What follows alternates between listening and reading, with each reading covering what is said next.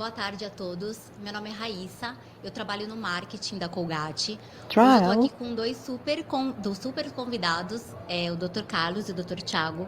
Primeiro, obrigada pelo Trial. convite, por ter Obrigado. aceitado, por estar aqui com a gente. E eu vou deixar a palavra com eles aí para eles se apresentarem para vocês. Legal, meu nome é Carlos Fonseca. Eu atualmente trabalho em clínica aqui em São Paulo, em Moema. E eu trabalhei por 10 anos em saúde pública, né? Eu acho que por isso que também fui convidado. Agradeço aí o convite da Nath, da Raíssa, para estar aqui hoje. E esses 10 anos em saúde pública me trouxeram grandes experiências que eu acho que a gente vai poder bater um papo bacana hoje aí sobre isso também. Trial. Show de bola. Oi, meu nome é Thiago Kenji Yutaka. Eu sou formado há 7 anos. Trial. Trabalho hoje na parte de estética dental, alinhadores invisíveis. Trial. E eu trabalhei por 3 anos em saúde pública. E também por isso que eu fui convidado aí pela Raíssa, o pessoal da Colgate. Eu agradeço muito pelo convite. Legal. A gente tem um histórico bacana para a gente abordar. Trial. E antes de iniciar, o que eu queria saber de vocês, fora a saúde pública, uma dúvida, né, que a gente tem. Sim. Por que vocês escolheram odontologia? Então, acho que a odontologia, ela surgiu na minha vida há muito tempo, assim. Eu acho que desde que eu era criança, assim, eu tinha um sonho de ser dentista mesmo. Não sabia bem como isso ia acontecer na minha vida, mas sempre falava para os meus pais que eu queria seguir para essa área. E eu acho que pelo fato de ter decidido muito criança, para mim foi sempre muito claro durante, sei lá, o ensino médio, enfim, o cursinho. Eu sempre tive muita certeza do que eu queria. Nunca pensei em outra coisa que não seja a odontologia. E assim, eu acho que depois que eu entrei na faculdade, a gente vê, né, um mar de possibilidades que a gente tem lá dentro. Sei lá, né, aquela coisa do estudante que está chegando e que, poxa, todas as portas ainda estão para ser abertas, enfim, muitas experiências a ser vividas. Eu acho que a odontologia me mostrou que, de fato, não é só a questão de ser dentista, né? Você pode trabalhar em muitíssimas áreas, né? Por exemplo, a própria Raíssa, né, que está aqui, é dentista também, e trabalha na Colgate, enfim. Então, você pode trabalhar no meio corporativo, você pode trabalhar dentro do consultório, você pode trabalhar no setor público, né, como a gente vai falar hoje aqui.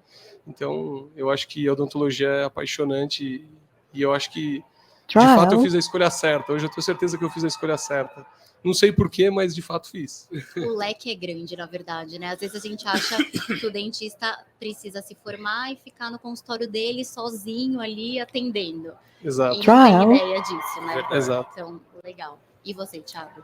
Então, a odontologia apareceu na minha vida meio que por familiares, né? Eu tenho hoje 5 familiares dentistas e, na realidade, a odontologia é minha segunda faculdade. A minha primeira faculdade foi farmácia, bioquímica, e aí assim que eu me formei, já trabalhava em uma indústria farmacêutica. Eu resolvia mudar de área totalmente, porque eu via os trabalhos dos meus familiares e ficava impressionado com essa situação de você poder, assim, mudar totalmente o sorriso de uma pessoa. E aí, eles foram as minhas inspirações e me ajudaram e me ajudam até hoje. Legal. A clínica é da sua família? Isso, a clínica fica na Praça da Árvore. Hoje atende lá eu, meu tio e meu primo. Temos 3 consultórios lá. Eu abri uma clínica no Anália Franco, mas acabou não dando certo e hoje eu permaneço somente na Praça da Árvore.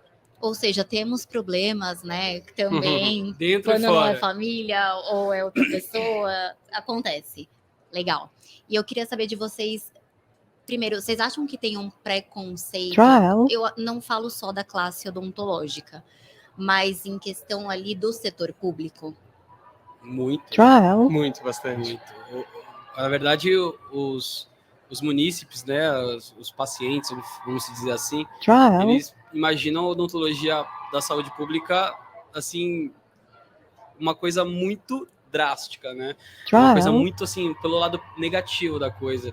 E hoje a gente viveu, né, Carlos? Sim. A gente sabe que a odontologia de saúde pública é um nível absurdo, muito bom, muito, muito bom, assim. É um nível diferente, assim, né?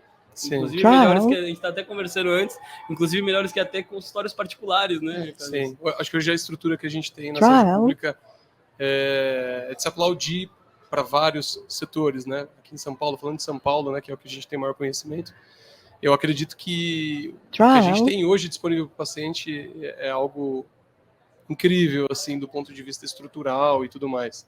Mas eu acho que a classe odontológica tem um preconceito muito grande, ainda com o dentista que está inserido na saúde pública. Eu não vou falar só o dentista, eu acho que o médico, o nutricionista, o fisioterapeuta, enfim, multidisciplinar, né? A equipe multi que trabalha dentro da saúde pública, de certa forma, ela é meio marginalizada, assim, a classe odontológica, ela olha muito para a estética, para o implante, para as reconstruções, para as reabilitações. E o dentista da saúde pública, ele é visto como um profissional que trabalha para fazer o arroz com feijão da odontologia. Exatamente. O arroz com feijão para tirar a dor do paciente e mandar ele embora para casa. E a gente enxerga que essa realidade hoje mudou bastante. Então, eu costumo fazer um comparativo, que é o seguinte: o profissional que está dentro do consultório, ele tem uma missão absurda com o paciente que está sentado na cadeira, né? Então, ele tem um paciente, ele precisa prestar atendimento àquele paciente, resolver um problema ao qual ele foi, né, procurado. Ótimo, excelente. Eu acho que é uma missão grande muitas vezes, né, dependendo do caso clínico. Mas quando você trabalha em saúde pública, você não está atendendo um paciente, você está olhando por uma comunidade. Né? Então, uma ação que a gente faz em saúde pública, ela visa a melhora da saúde de uma população, de uma região ao qual você está atendendo. Então, principalmente se tratando do Programa Saúde da Família, que a gente pode depois falar um pouco mais sobre, eu acho que hoje o dentista, ele, na saúde pública, ele tem esse dever, ele tem essa missão. E, poxa, que é uma missão mais importante do que você aplicar todo o seu conhecimento para um número absurdo de pacientes de uma população que você está atendendo. Então, eu acho que essa visão, esse preconceito que existe, eu acho que hoje até está se mudando um pouco. As pessoas não procuram efetivamente uma faculdade de odontologia para seguir para a área de saúde pública. Hoje, talvez alguns procurem, mas muito pequeno número, com certeza. Sim. Mas eu diria que é um serviço hoje, aqui em São Paulo, dizendo para São Paulo, que tem muita qualidade e que consegue prestar um atendimento muito digno ao paciente, assim, de se aplaudir, entendeu? Que legal. Fala para os colegas aí. Eu não sei vocês, mas, por exemplo, na minha sala, quando eu me formei, hoje, dos dentistas que eu tenho contato, nenhum trabalha na saúde pública. Vocês têm ideia, assim, da turma de vocês? A minoria, a maioria, ou não, fui só eu? Com certeza a minoria, assim, pelo que eu conheço dos meus amigos, meus colegas, eu devo ter, vamos falar de 55 partiram para a parte pública, assim. Porque eu acho que eles realmente eles visam a saúde pública, tipo, pô, eu não vou ter material para trabalhar, vai faltar material, eu não vou ter um fio de sutura, coisas básicas que na realidade com certeza tem produtos melhores que muitas e muitas clínicas particulares. Isso é até difícil a gente diagnosticar e falar, cite um problema, assim, sabe, da saúde pública. É difícil. Eu acho que, assim, dos colegas em geral, não tem como a gente ter percentualmente, não sei dizer, mas, assim, tem alguns que desistem da profissão, tem alguns que seguem para outras áreas que não seja, de fato, odontologia, tem alguns que continuam na clínica e tem alguns que ficam na saúde pública. Eu acho que existe uma mescla grande, assim. No geral, a grande maioria fica em consultório mesmo, né? Eu acho que, com certeza, o foco seria o consultório. Mas tem uma procura razoável até por concursos, pelo serviço, em geral, público, né? Vocês acham que falta informação dentro da faculdade? Porque eu lembro que tem a matéria, saúde pública, né? Mas vocês sentem falta, ou como vocês trabalharam, de ter tido mais informação na graduação? Existe falta de informação para uma série de coisas, né? A gente sai formado com o básico. O básico do básico. Então, eu acho que o crescimento dentro da própria profissão, ela depende do quanto que você quer se tornar melhor ou quer aprender mais e vai atrás de cursos, vai atrás de palestras, vai atrás de congressos como o CIOSP, que você pode se tornar um profissional mais qualificado. Competente ou não, aí, enfim, depende de várias coisas. Ético ou não, depende de várias coisas. Mas, assim, eu acho que, em relação à saúde pública, eu acho que a gente sai sabendo o mínimo, né? mas a gente não entende como que é de fato o funcionamento, mas muito pela falta de interesse dos próprios alunos, não que necessariamente é um problema da faculdade, mas eu acho que os alunos não se interessam talvez tanto por esta matéria, porque estão preocupados em como vai ser a faceta que eles vão instalar um dia, como vai ser o caso que eles vão reabilitar um dia, como vai ser o alinhador invisível que eles vão instalar na boca do paciente. Eles estão mais hoje preocupados talvez com isso do que necessariamente com saúde pública. Eu acredito que na graduação, assim, a maioria dos nossos colegas que estudaram com a gente, vamos falar, não vou citar a maioria, mas grande parte trabalhava já em consultório odontológico, né? Sim, também. E aí eles olhavam aquele poder financeiro, vamos dizer assim, né, de alta rentabilidade, de tratamentos, de às vezes um dentista bem renomado que fazia um grande dinheiro, né? Uhum. E aí eles olhavam isso daí com outros olhos, enchiam os olhos. E eu acho que eles pensavam, pô, vou seguir esses passos. Assim. Eu acredito que tinha muito disso, assim, sabe? Eu acho que eles não tinham um espelho assim para falar, nossa, X pessoa tá na saúde pública e tá super bem, assim, sabe? Sim, sim. Eu acredito muito nisso. Por que você, Carlos, e você, Thiago, escolheram a saúde pública? Olha, quer que eu falo primeiro? Ou você pode falar? Pode falar. Eu vou falar então. Eu acho assim, a minha trajetória, eu acho que pensando em saúde pública, ela começa há muito tempo, assim. Eu sempre tive uma influência muito positiva dos meus pais em como olhar ao próximo, entende? Então eu via desde criança meus pais, sei lá, ajudando outras pessoas de várias formas. Minha mãe era professora, né? Então de ensino infantil, então eu via minha mãe ajudando pessoas na rua de várias formas e isso talvez já iniciou como um start na minha cabeça do olhar que eu deveria ter para outras pessoas. Quando eu entrei na faculdade, o meu primeiro passo, que eu diria que talvez tenha sido o passo decisivo para todas as outras escolhas que eu fiz, foi ser voluntário em vários projetos sociais. Então, a USP me possibilitou isso, né, que eu participasse de vários projetos, alguns patrocinados inclusive pela Colgate, que era, na época, a maior parceira que a gente tinha lá, né, isso é importante de se falar, não é puxando o saco de ninguém, mas assim, é verdade, tem que ser dito. E assim, a gente recebia essa possibilidade de participação, isso abriu minha cabeça para enxergar essa odontologia, que é de fato a odontologia voltada à saúde pública, porque a gente tratava do paciente que tinha maior necessidade, que não tinha a quem recorrer, que não fosse, no caso, o projeto social. Então, eu viajei pelo Brasil inteiro em vários projetos. Isso fez com que mais tarde eu participasse de um processo seletivo aqui dentro da Colgate mesmo, e também participasse de um projeto da Colgate, que é o Sorriso Saudável Futuro Brilhante, que foi decisivo na minha vida. Isso eu descobri depois de conversar depois que eu com fui Carlos. convidado, é importante. Eu não sabia, gente, não é porque ele trabalhou na Colgate. Combinado aqui entre nós, né? Não. Então ela descobriu que eu participei do Sorriso Saudável Futuro Brilhante depois que eu fui convidado para participar do podcast. Mas é interessante, porque eu nunca fui uma pessoa muito introvertida, mas eu nunca também fui super à vontade para dar uma palestra, por exemplo, para 150 crianças no anfiteatro. Né? Então, eu fui colocado à prova isso, fiz o projeto em várias escolas.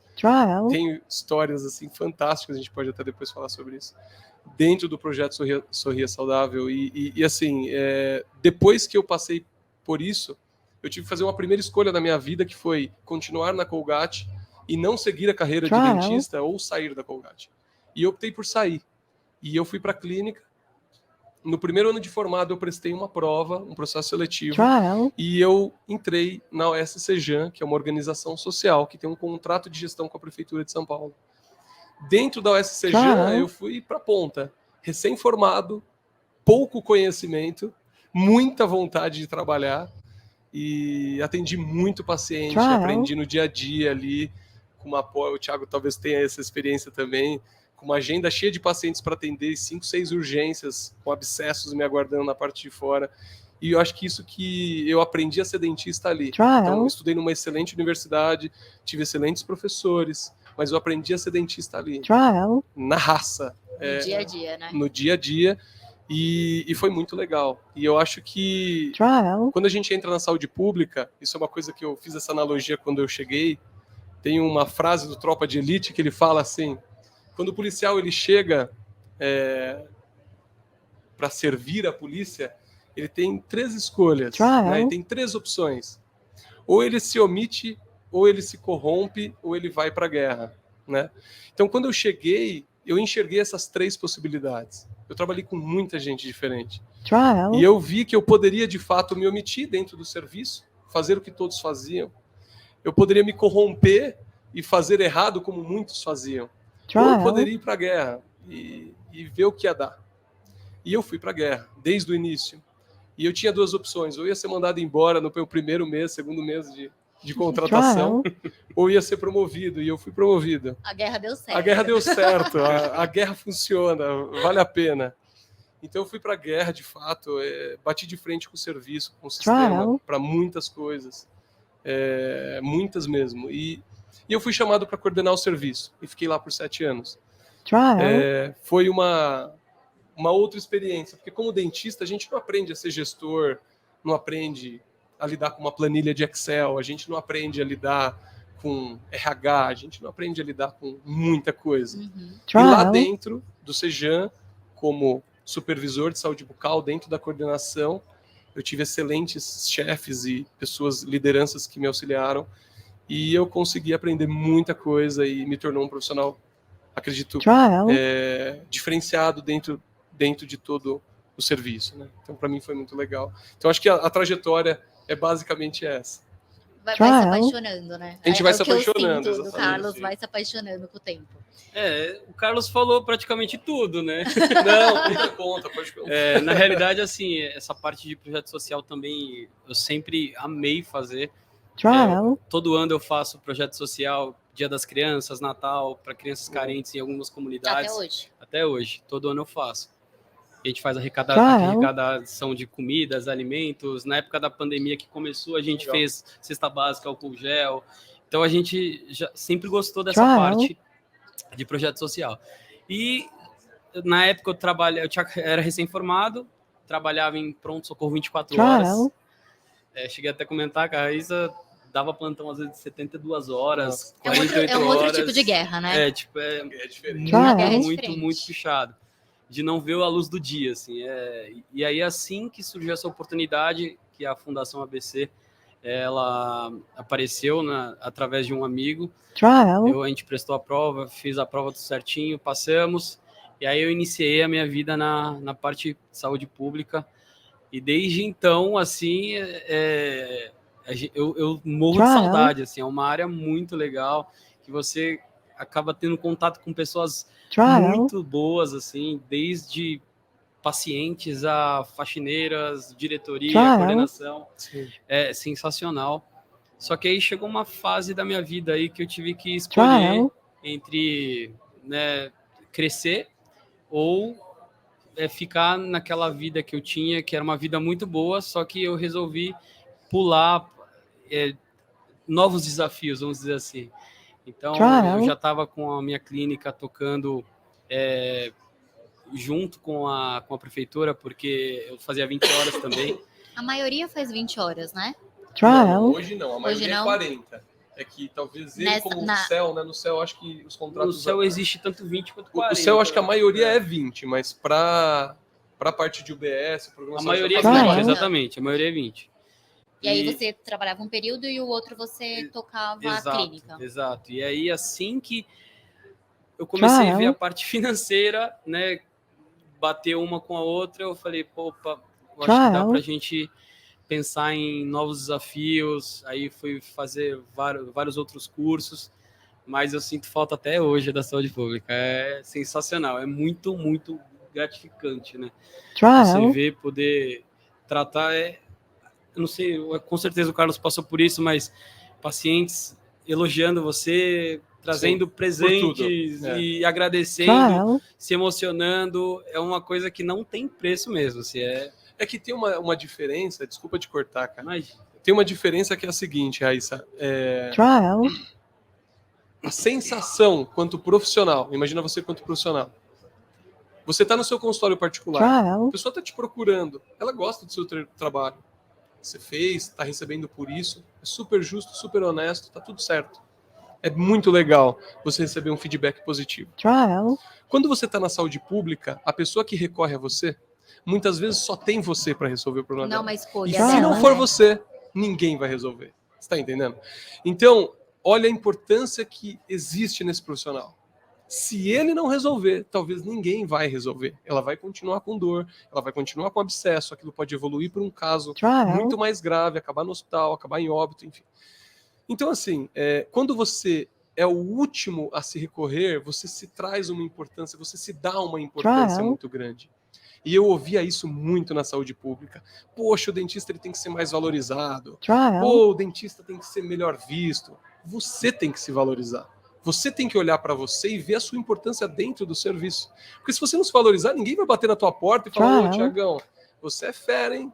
Ninguém. Então a valorização, ela primeiro tem que partir de você. Se você não valoriza e não dá valor, não acredita no seu trabalho, então nada disso vai acontecer. Então na saúde pública eu via muito isso.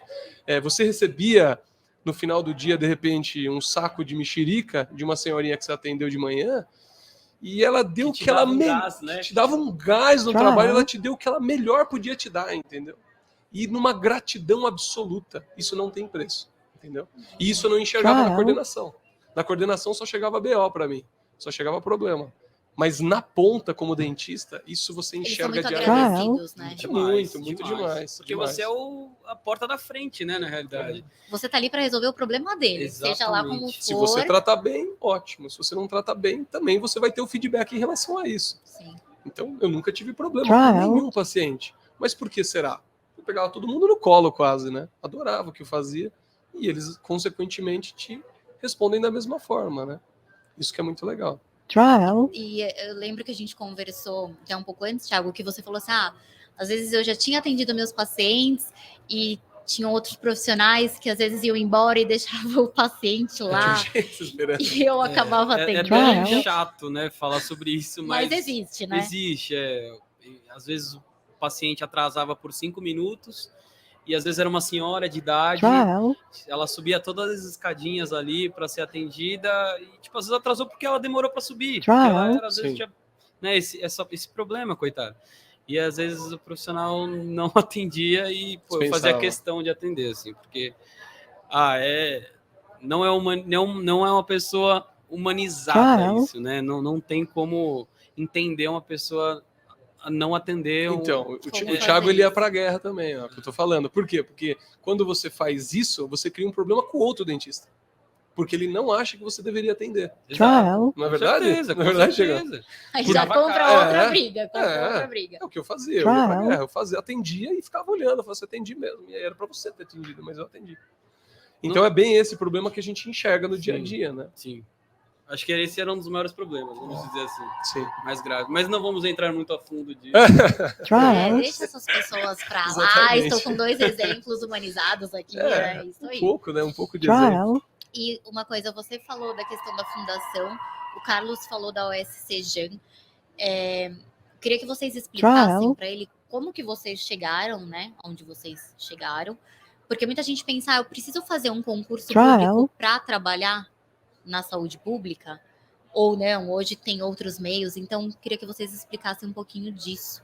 O Carlos, eu acho que sabe muito melhor sobre isso, porque ele foi da coordenação. Sim, é legal assim falar, acho que muita gente tem o interesse de fato, né, de seguir, ou enfim, dentistas até já formados que gostariam de seguir para essa área. Hoje, em São Paulo, em várias regiões do Brasil, não só São Paulo, tá? Existem contratos de gestão com parceiros, né? Então, são entidades sem fins lucrativos, no caso OS, né? Organizações sociais, como é o exemplo do Sejan, que eu trabalhei, e da Fundação ABC. Da Fundação ABC, que o Thiago também trabalhou. Então, a prefeitura ela abre uma licitação pública de unidades de saúde. Então, por exemplo, tem a região sul de São Paulo, são 15 unidades de saúde. Então, eles abrem uma licitação. Várias OS, elas fazem propostas para fazer essa gestão. Então, para fazer isso eu vou gastar X, enfim. É feita a licitação, é fechado um contrato de gestão. E dentro desse contrato, os profissionais, eles são contratados CLT por essas OSs. Então, hoje, basicamente em São Paulo, eu não vou dizer exatamente em números, porque eu não sei, mas eu diria que talvez em torno de 80%, 90% dos profissionais que trabalham hoje na ponta são profissionais vinculados a OSs, e essas OSs mantêm todos eles por vínculo CLT, é feito um processo seletivo, entrevista, todo um processo interno dentro da empresa, é feita uma lista, né, de aprovados e eles são chamados de acordo com a necessidade e a demanda do serviço. Então, por exemplo, abre uma unidade nova, vão contratar, sei lá, 5 dentistas, 5 ASBs, e aí eles entram dentro do processo, chamam esse pessoal e colocam para trabalhar. Então, existem ainda funcionários públicos, né, de vínculo público, né, a Prefeitura de São Paulo, enfim, estatutários também, mas esses profissionais hoje estão dentro, normalmente, das coordenadorias e supervisões que supervisionam os contratos de gestão normalmente, ou dentro da Secretaria de Saúde. Então, hoje, basicamente, o serviço ele é gerido, né, ele é feito dessa forma. Então, existem várias OSs em São Paulo, a OSCG é uma delas, enfim. E para quem tem interesse, né, tem que procurar o site de cada uma delas, enfim, se inscrever, provavelmente tem um cadastro para fazer, e quando tem processo seletivo, eles entram em contato para fazer todo o processo. Né? Legal. E você acha que isso é mais organizado, esse método? Ou você não diria que é uma questão de organização? Eu uso uma frase que acho que isso se aplica para todo funcionário, né? Que existem funcionários bons e ruins, sejam eles públicos ou CLT. Então, a qualidade do funcionário não está no vínculo empregatício dele, mas nele próprio. Então, eu trabalhei com excepcionais profissionais que são da prefeitura e excepcionais profissionais que são das OS. E trabalhei também com profissionais muito difíceis em ambos, né?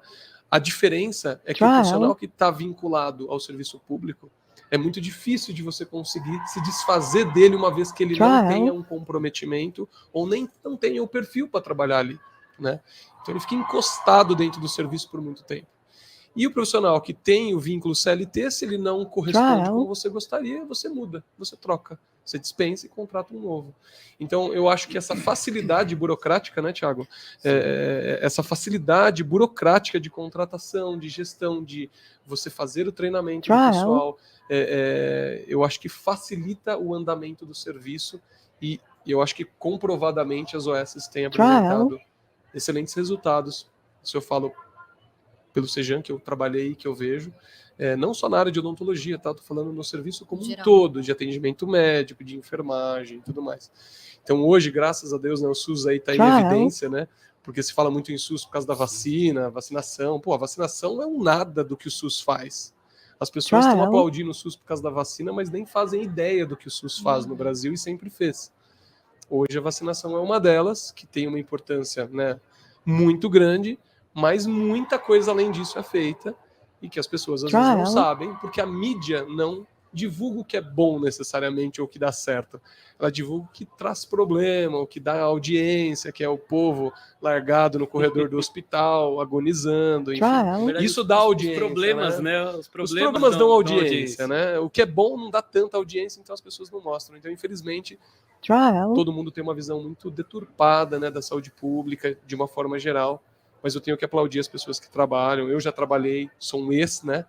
Mas eu aplaudo quem está lá e acho muito legal o trabalho que se desenvolve. Eu acredito que, assim, num futuro próximo mesmo, a parte CLT na prefeitura vai bater quase 100%, acredito eu, porque realmente está tendo muito resultado, né, cara? Sim. É o que o Carlos falou, às vezes aquele concursado que ele não está correspondendo tanto, né, no serviço, é difícil de desligar ele, né, da prefeitura. Então, eu acredito que um futuro bem próximo mesmo, a parte CLT vai dominar a parte de saúde pública. Provavelmente. Ai, que bom. E a questão, não sei, da questão da interdisciplina ali, com o contato com o médico, com o nutricionista, fono, isso era presente assim no dia a dia de vocês? No meu caso, eu trabalhava no Centro de Especialidades Odontológicas E lá, né, eu recebia referências, né? Então, por exemplo, o paciente passava numa UBS com o clínico geral e ele era indicado ali para o centro odontológico para realizar o tratamento específico. Então, lá eu não tinha, lá eu realizava o tratamento e às vezes fazia uma contrarreferência, né? Sim. Então, eu acho que o Carlos, que trabalhou nessa parte de UBS, ele conseguiu falar melhor. Assim, dentro do programa Saúde da Família, é preconizado que a equipe é formada pelos médicos, o médico da equipe, né? O médico, o dentista, os enfermeiros daquela área, os auxiliares, enfim. Então, tem toda uma equipe que está envolvida. Essa equipe, ela tem semanalmente, não sei se todas as unidades, posso estar errando, mas assim, é preconizado pela diretriz de saúde que tenham reuniões mensais, pelo menos, desta equipe para se discutir casos clínicos. Então, por exemplo, o médico vem e fala assim, eu estou com uma família em tal área que tem esta situação de vulnerabilidade e esta família ela tem esta e esta questão, a gente precisa dar uma atenção diferenciada para eles. Então, para esta família, aí a gente coloca a equipe médica para atuar, o dentista entra para triar essa família e trazer para a unidade, o psicopedagogo, o psicólogo vai chamar para trazer, entender qual que é o problema daquela família.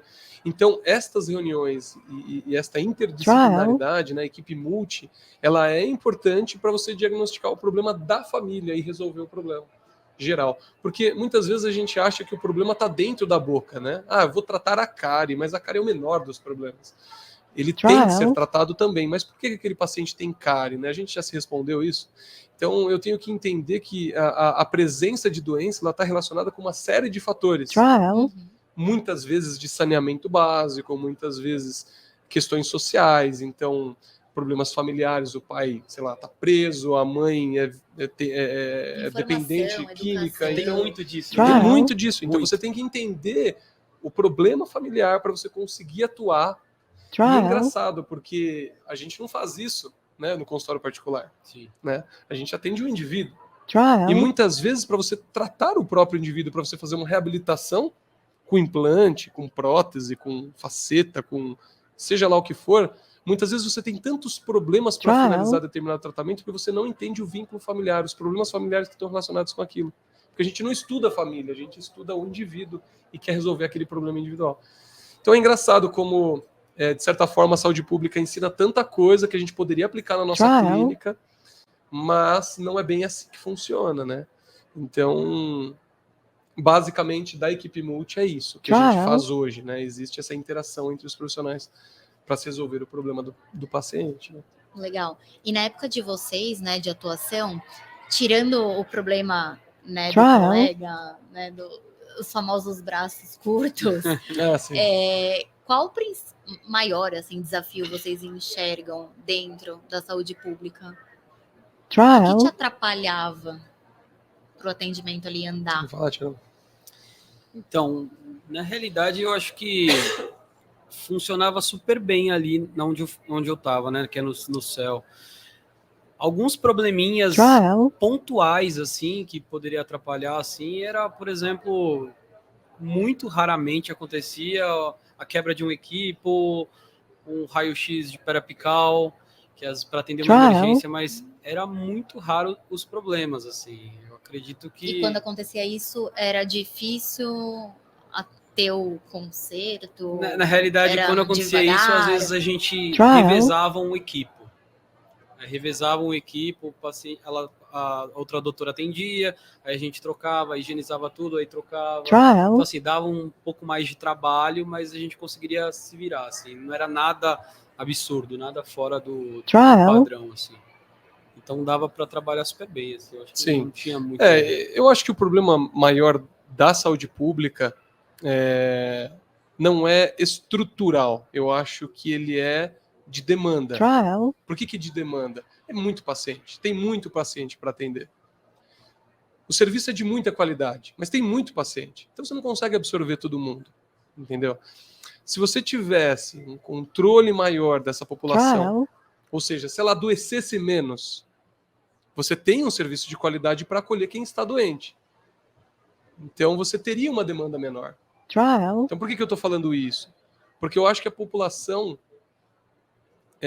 a maior necessidade da população é a educação. Educando a população, ela não adoece.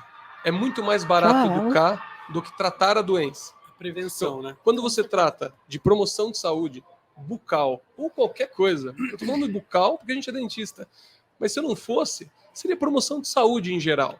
Se você promove saúde, o paciente não adoece com facilidade. Se ele não adoece, ele não demanda para o Estado um gasto absurdo com saúde, que é muito caro a saúde. É muito caro manter uma equipe.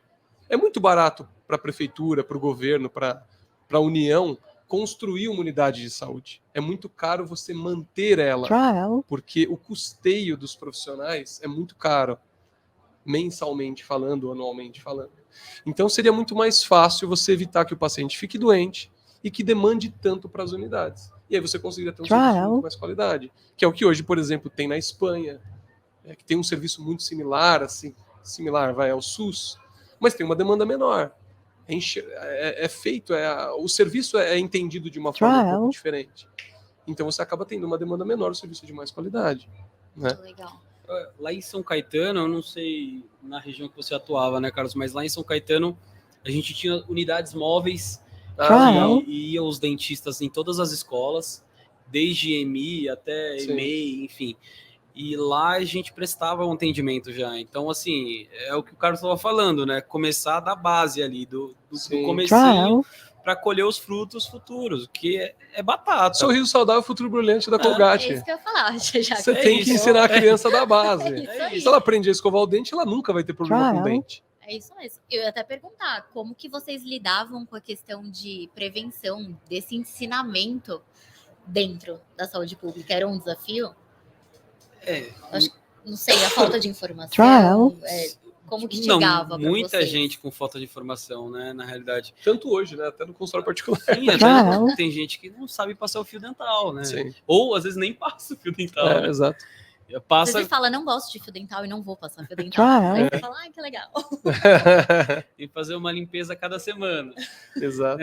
Na realidade, assim, como essa prevenção vem lá de baixo, eu acredito que isso acaba minimizando demais essa parte de chegar no consultório, numa UBS, numa AMA, enfim.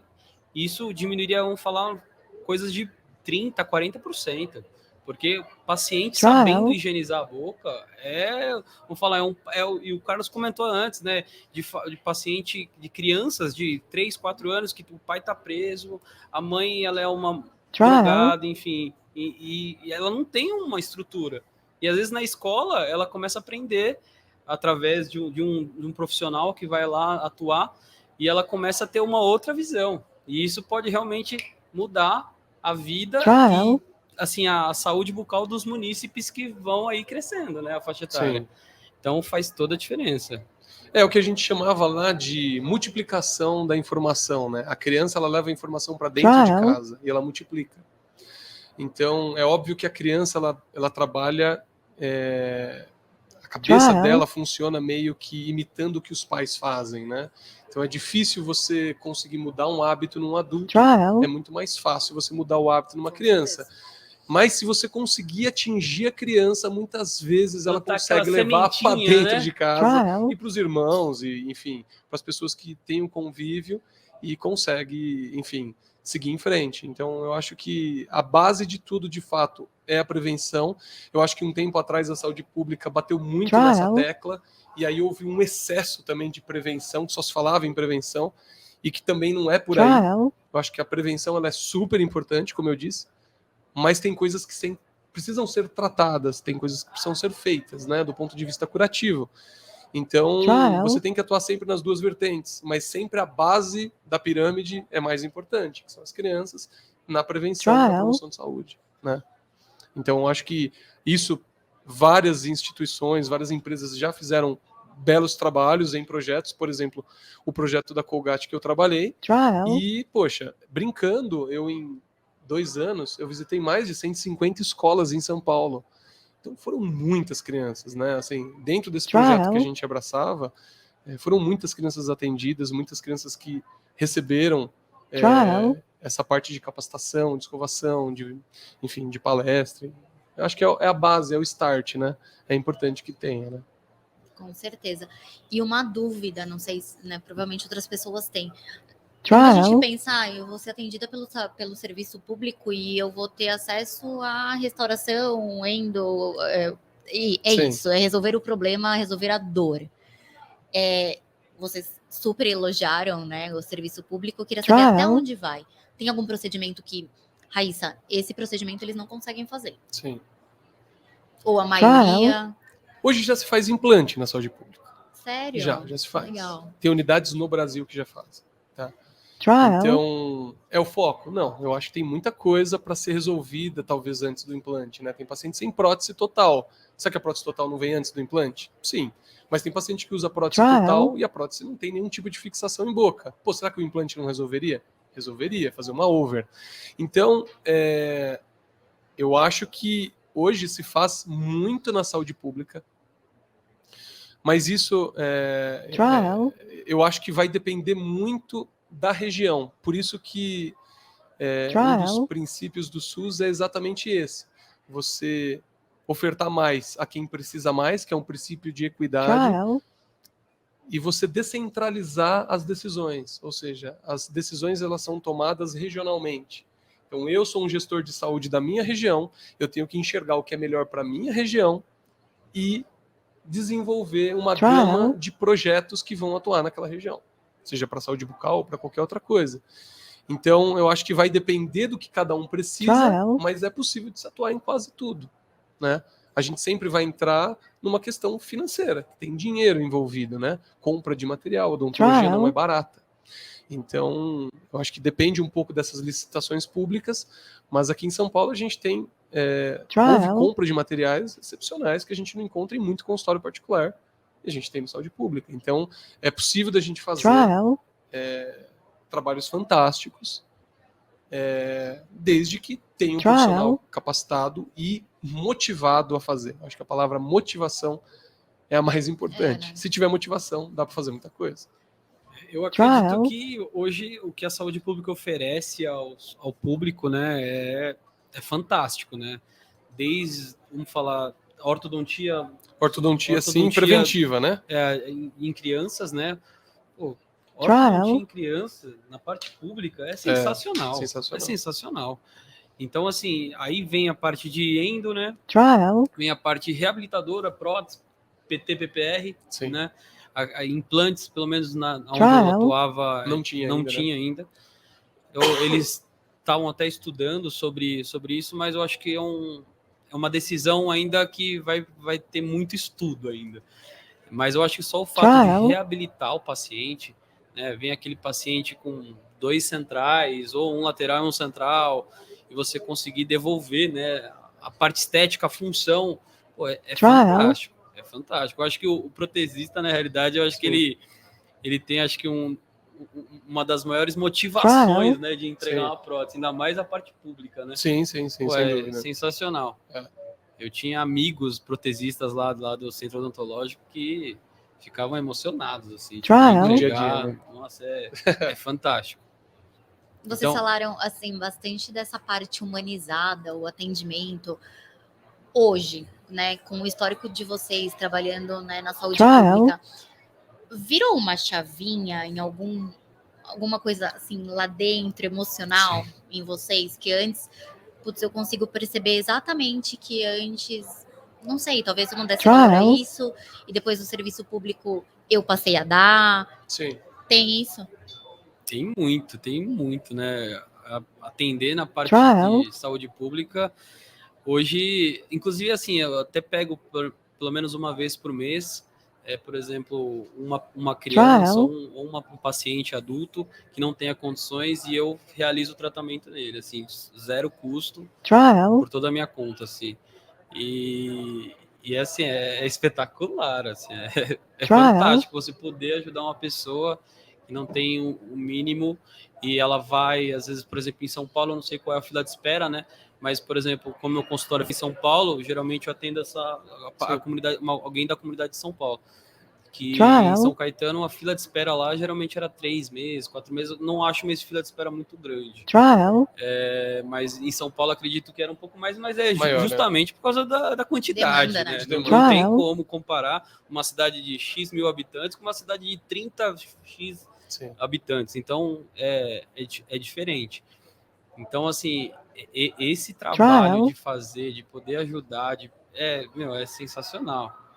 Eu acho que para mim, assim, a grande virada de chave que existiu e que existe, né? Acho que a principal delas, né?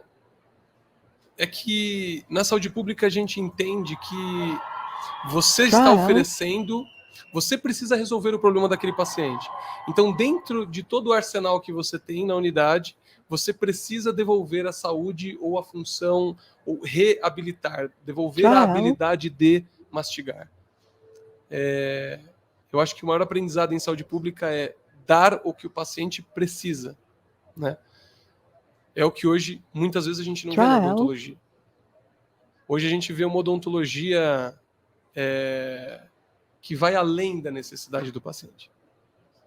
Então, o dentista, às vezes, hoje, ele, nessa questão principalmente avassaladora, estética, ele está muito mais preocupado, muitas vezes, no ganho financeiro que ele vai ter do que necessariamente do bem que ele está proporcionando ao paciente.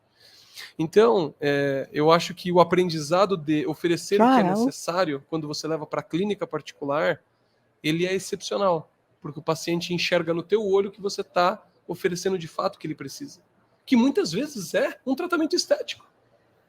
Sim, mas nem saber sempre. Identificar, né? Mas nem sempre. Então, a gente precisa entender que em saúde, você não tem que vender para o paciente, de fato. Vou vender o tratamento estético. Não, existem casos clínicos que têm indicação e outros que não. E você tem que ser honesto com o paciente, apresentar a necessidade dele, a necessidade reabilitadora dele, colocar opções na mesa para ele julgar o que ele de fato gostaria de fazer, o que ele pode arcar financeiramente em fazer. Né? Melhor opção. E aí você vai bater o martelo junto com ele e vai executar. Mas com um olhar meramente técnico, entendeu? Não um olhar de venda.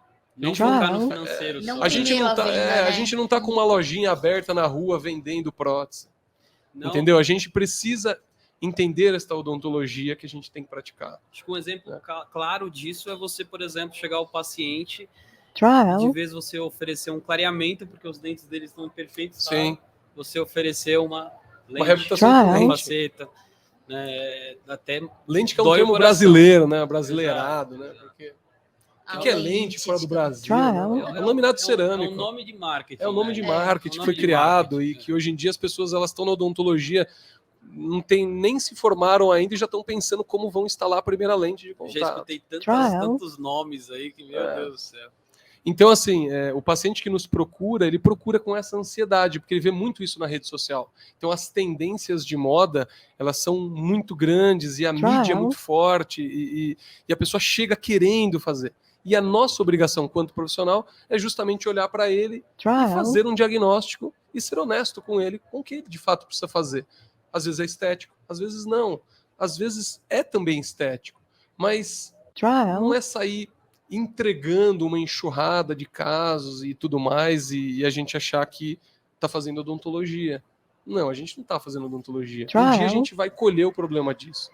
Então, acho que a saúde pública ela me ensinou muito isso, até essa visão do que eu tenho que fazer para o meu paciente, para melhorar a condição dele de saúde e, quando eu falo saúde, a estética está englobada nisso também. Mas de uma forma mais prática, mais direta e de uma forma escutar, né? Escutar, mais ética, exato. Ver o que precisa, o que o paciente quer também. Exatamente. Às vezes você já está oferecendo mil coisas e ele nem está interessado. Exatamente. Na nossa anamnese existe, né, aquela Por que perguntinha. Você procura, né? Exato, a queixa principal do paciente, né? É aquilo que tem que ser aquilo, né? Às vezes o cara já visa existe hoje em dia, né, em algumas clínicas, não na minha, mas existe aquele dentista orçamentista, não tem? Exato. Cara, o cara chega e o paciente chega lá, abre a boca para ele inventa um monte de coisa. Ele precisa vende saúde. Que ele precisa vender. Ele sobrevive disso, né? Os procedimentos.